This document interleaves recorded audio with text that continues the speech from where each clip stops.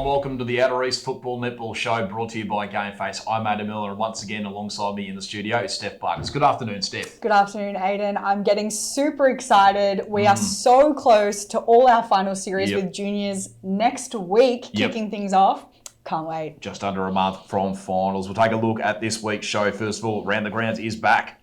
Of course, we have more ones to watch. The match of the round previews this week between Jembrook Cockatoo and Mount Evelyn. We also have an interview with Belgrave's Kat Smith. Special guest in the studio, the CEO Brett Connell is with us. Brett is here to chat through the exciting things happening in our competition at the moment, plus he will give us a look into season 2025. And of course, fantasy football and netball is back. We're adding our second sub to the netball team, plus our other back pocket and half back flank to our footy sides. That's it.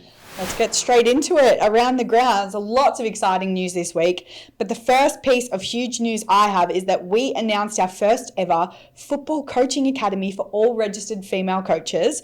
Any age or experience, doesn't matter. So there are 4 sessions. They're facilitated by the Eastern Rangers under-18 boys head coach Lauren Moorcroft. She has a wealth of experience and they include inner sanctum experiences, Q&As and networking opportunities. It's massive. You don't want to miss it. You'll learn so much from her. So if you're interested, please see our website for more details. And there's also a link there where you can sign up for the program. July nominations for Coach and Volunteer of the Month close tomorrow, so get in quick. If you haven't yet nominated someone from your club who deserves some recognition. Absolutely. In the next few weeks, we will be launching our final competition of the year with our great partners at Karsha. So this one is for all the Outer East Football Netball dads. Of course, it's a Father's Day competition. Keep an eye out on our socials and our website. That'll be coming soon. We have a new section on our website centred around club development. Finding this heading in the menu at the top of the page and access resources and information for wellbeing, strategic planning, grants and funding, child safety and more. Absolutely. Great resources there. And shout out to Maddie for putting all of that together.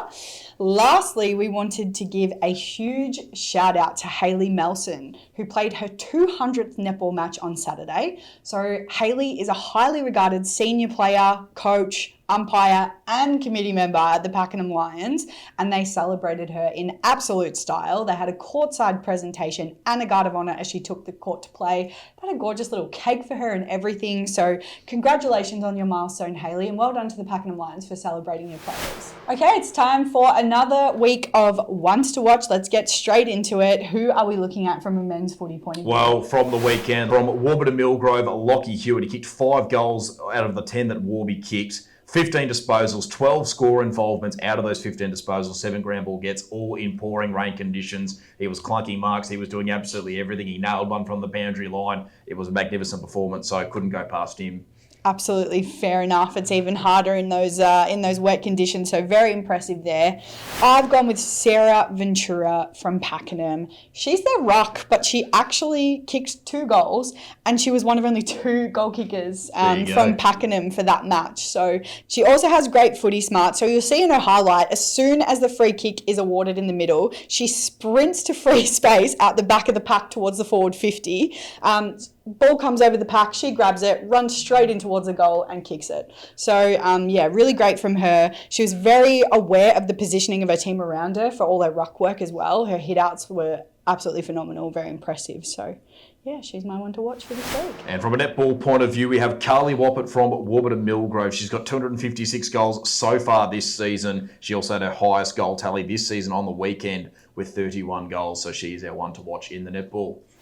We'll head over to our match of the round preview between Jembrook Cockatoo and Mount Evelyn as we take a look firstly at the ladder. Mount Evelyn are 6 on the ladder with a 6-7 record, so they're still currently just in that top 6. Jembrook Cockatoo are 11th with a 3-10 record. The two actually played back in round 4. Mount Evelyn won that game by 17 points. I'm sure the Brookers will be looking for a little bit of revenge. For sure. Some of the one-on-one matchups I think you'll see. Bailey Ford was probably going to play on Miles Wareham, I'm imagining. And in the midfield, you'll probably see Josh Chilly and Damon Kieft go head-to-head. And for the netball, Mount Evelyn are 4th on the ladder with a 9-3-1 record, whilst Jembrook Cockatoo are 10th with a 3-10 record. Matchup probably in the centre will be Holly Burton with Kate Garlick, who has just come back into the side for Mount Evelyn. And I'm imagining Caitlin Black will probably line up on Mariah Bell.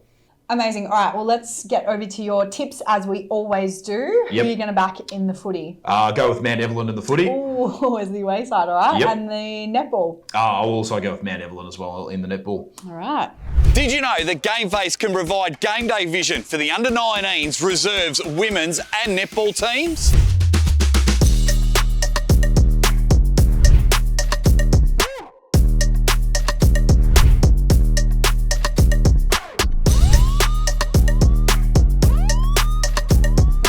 Split the fee with your opposition, so make sure you book in now.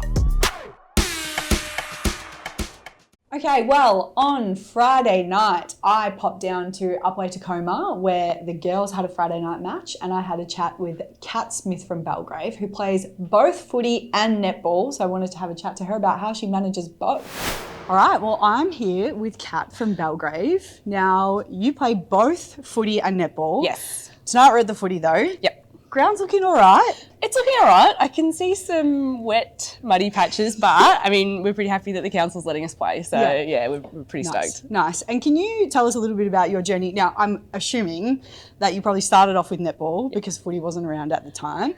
So can you talk a little bit about... Around at the time, because I'm so Around old. No, you know what I mean. So I started at netball in 2017. I'd always played netball. I did my ACL when I was like 16. Oh, wow. So I stopped playing for a while and then got back into it a little while after that, maybe 4 or 5 years or something. And then, just been playing like midweek netball for a little while. And then a friend of mine asked me to fill in, and she's like, oh, like you can actually like play. Like, I'm not great, but I can catch and throw a ball. So, she was like, oh, why don't you come play for like my Saturday team? And I was like, yeah, all right, like why not? And I just loved it ever since. And then must have played 2 seasons, and it was probably like the week before we started before the club picked up a team in 2019. Yep. And I reckon, it was like the week before the round, like the season started. And like, oh, just come play. Just come play. It was like all netballers. Yep. We had almost like no one that I mean, there was a handful of people that had even played footy before, but otherwise it was just netballers. And I was like, oh, whatever, I'll give it a crack. Oh, I'm so glad I did. I love it so much. Yeah, it's just so good. And like the league, like you guys have been so good with getting the rostering right so that I can get to, mostly both games. Yep. It was a bit tough like early on, thought Neildon would play like 1 p.m. on a Saturday and it would just be impossible to do both. But it's been pretty good. Like this season we've had no clashes and the last season was pretty good as well. So it's been great. Amazing. Well, I think we are starting to see a little bit more of that, like girls kind of doing both. Yeah. And I kind of love it, to be honest, because as we talked about before, there was never really that pathway when we were younger. Yeah. So to have the opportunity to play now. Yeah.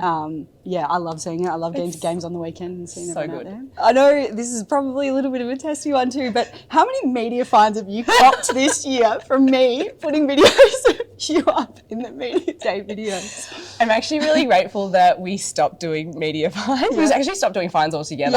The person that was doing it, she like left the team, and we just kind of left it at that. Okay. And I've been so grateful for no fines this You've been season. in a lot. I've been in a lot. Yeah. What do you like most about Belgrave as a club? Oh, it's just a great place to be. Like we've got our terrible old club rooms that everyone. I mean, they're just so there's so much history there. We get a lot of the old boys coming around and watching the games and stuff like that, and it's just feels like a good community. So it's just a really nice place to be, and I've just loved it since the day I walked in. Amazing. Well, best of luck tonight Thank and you. on the weekend when you play netball. Thank you. We'll see how muddy you get. Yeah. But I'm really looking forward to it. Yep. And best of luck for the rest of the season. Thank you so much. Thanks. And then our in-studio guest with the CEO Brett Connell this week, we are going to have a chat with Brett about a lot of restructuring. There's a lot of agendas at the moment coming up in the Outer East, so we're just going to get a bit of clarification from him. Brett, thank you for joining us in the studio today. Of course, there's been plenty happening in season 2024. We've also got a lot that's going to be happening in season 2025 as well, so we do appreciate you coming in here to talk us through all of that. First of all, the thing we'd like to ask you is the competition has been growing and evolving this season. Can you talk about some of the initiatives that have contributed to the changes we've seen this year? Yeah, sure. And firstly, what I'd like to say to yourself and Trent D'Alton and obviously Steph from our media team, thanks for all the work you're doing. Certainly seen a huge upswing in our media. Across all forms of our media in 2024. There's so much great stuff that happens in the Outer East, And in my first 12 months, just walking around, visiting games, grounds, understanding the competition, it was a major focus for us to make certain we tell that story. So there's no doubt that the media arm's been brilliant for us. We fleshed out our club development role, which is terrific. So Matty Goff started in there. But some of the initiatives that have been really, really important for us this year is the growth in female football is going to be probably one of our major increases and sources of great participants into the future. Under 10 girls competition that started this year, started with 4. We were going to attempt to get 5, but we didn't quite get 5 up. But, thanks to the clubs who got those under 10 girls up. But the relationships across AFL Vic and also Netball Victoria, really important for us around the programs that they roll out. None more so than umpiring.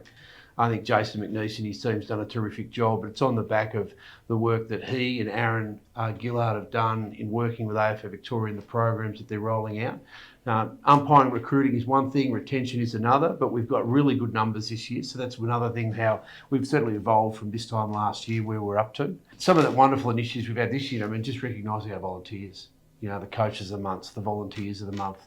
And we're looking to expand that into the future, but we've nominated all those up to the AFL Victoria Awards nights as well.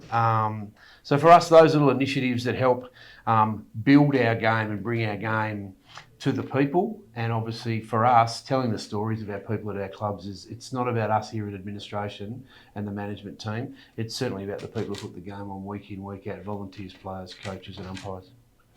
There's still plenty of exciting things coming up before the end of this year. What is still on the horizon as we head towards the back end of the season? Well, I think immediately the very first one we have is our Women of the Outer East networking and leadership lunch out at Rochford. Brilliant day, brilliant afternoon. Invigorated it last year. Had a really great response, and this year we've sent it out. It's free to all of our clubs. Our clubs will be in attendance. Yarra Valley Water and Eastern Health, major partners of both for us on the day. So that's a really exciting one that's coming up, the first event season. Yep. And then we roll into our junior finals. The junior finals start on the 4th of August, Sunday the 4th of August. Exciting times for all the kids and their parents to get out there and have some finals. Last round this weekend, so good luck to everyone out there if it is your last weekend of footy. Then our women's finals kick off on the 10th. Really exciting this year. They're on Saturdays. And then our standalone grand final, women's grand finals on the 25th, Sunday the 25th, down here at Kilsyth. So there'll be more to come around that. And then our Division 1 and Premier Division finals start on the 24th and the 31st. So big finals action. A couple of medal nights thrown in there on the 9th and the 16th out at Rochford again. So we want a quick throw to Rochford. Look, a couple other things that are rolling around. An intermediate netball coaches course on the Sunday the 4th of August, which is a really important one. Women's Coaching Academy, 4 sessions. Lauren Moorcroft, Eastern Rangers coach of the boys, or head coach of the boys, I should say, and our Outer East coaching ambassador, I might add. LJ's a champion. She's looking after us. That a number of coaches nights for juniors and women's rolling in just before we hit finals. So plenty on, mate. Yep. Absolutely. And we've got, this is our time to shine now. Really looking forward to it. You mentioned the increase in staff, but can you elaborate on the reasons the club development role was created and why the support Maddie is providing and will continue to provide is integral to the success of our competition? Yeah, for sure. Look, AFL Victoria have got a heavy emphasis on club support, and we need to be able to do that. Anything from things like club grants, well-being, mental health programs that can be rolled out, health and wellbeing, umpiring as I've touched on before, supporting clubs with women and girls programs, the under 10 girls competition, development of that. That doesn't happen without AFL Victoria and Maddie working really hard together. Supporting child safety and safeguarding children, it's law in Victoria. We need to help, and there's a huge compliance piece that goes with that. So to provide a resource to our clubs, for our clubs, that doesn't cost them anything, is directly support. So Maddie's here full-time at Club Beck and Call to be able to support them in whatever aspect, and she's been terrific at it. I use one example, the Inclusive Club program she ran out at Alinda Ferny Creek Footy Netball Club back end of May. It was brilliant. 5 or 6 clubs attended. Women and girls charters started to be put into place. And the other one, which is coming over the hill pretty quickly and just more recently, is the fair access policy, which all councils are going to roll out, which clubs are going to need support with. We run across 3 pretty big councils for us to be able to support our clubs in that role. So it's more about the club support, helping the volunteers, coaching programs, umpiring, as I said, but club support. Without our volunteers, we don't have a game, and they do a brilliant job. We're going to tell their story on one hand. We also need to support them on another. Well, you're absolutely right. I mean, a lot of the volunteers still need to have accreditation. Trainers need accreditation. People working in the bar. So it is really important, isn't it? Yeah. We can't go to the football or the netball without having volunteers running those games for us, and the compliances, and they need support. So that's why that is in place, As we look ahead to next season, we'll be returning to a 10-team Premier Division competition, as we advised earlier in the year. However, there are some clubs who will be departing for 2025. Can you clarify how the promotion and relegation place works in light of these changes? Yeah, so let's go back a couple of steps. June 30 is a mark for us as a competition where clubs need to let us know that they are seeking another home. And we received 4 of those. So Broadford was one. The club's in recess, or the men's program's in recess. They're looking again to have a crack at Kyabram and District Footy Netball League. So that was approved by the board.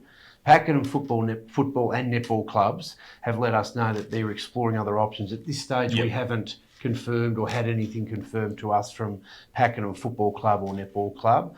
And obviously, once that happens, there's a window for AFL Victoria to do that, which is between August 1 and October 31. So Pakenham we're uncertain of, but had 2 clubs, Narre Warren and Berwick Springs, come to us and say, look, we'd like to explore greener pastures in the Southern Football Netball League. I must say, look, back into 2023, we completed our competition structure review, and the board decided that a 12-team competition in Premier would help us protect against major disruption if clubs did leave. Unfortunately for us, that's happened.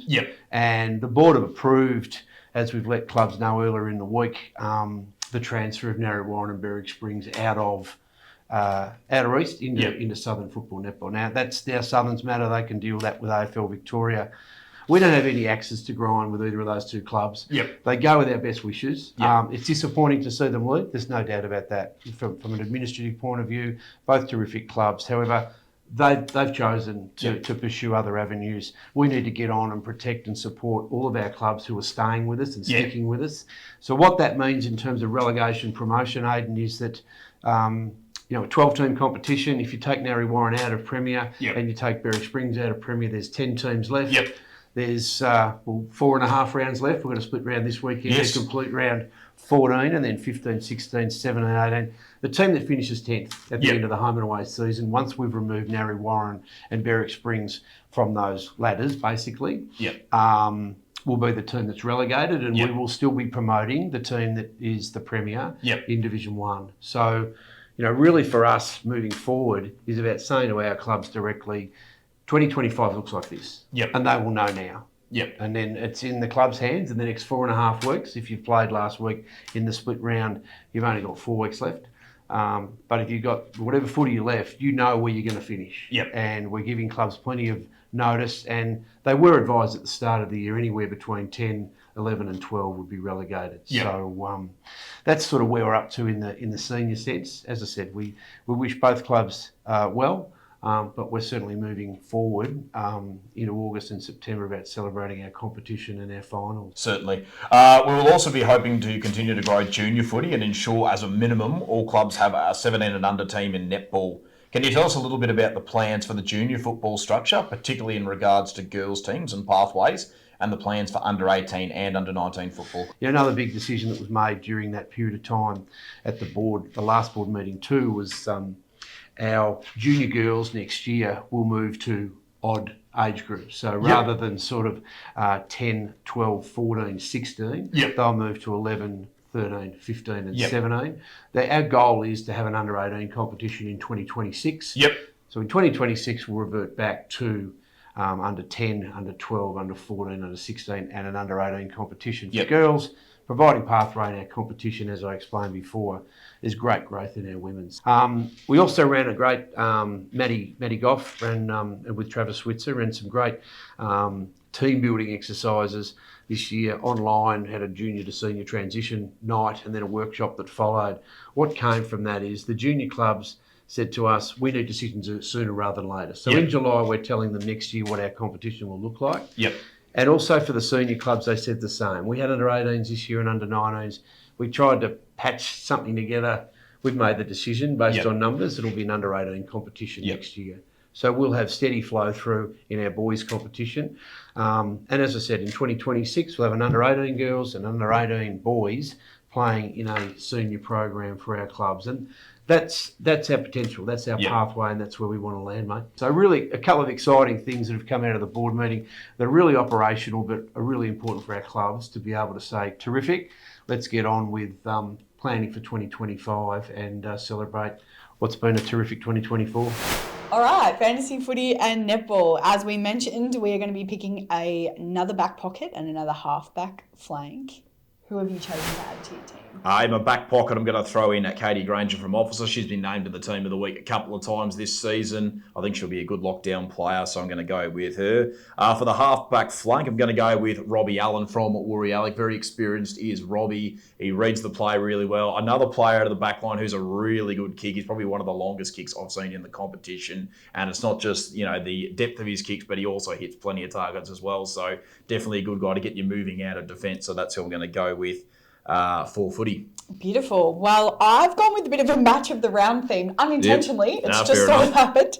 But I'm going to go with Ben Schultz from Gembrook Cockatoo and Bailey Forbes from Mount Evelyn. Bailey's actually someone we've spoken about on the show before. I love his run-off half-back, so I feel like that will be absolutely an asset to my team.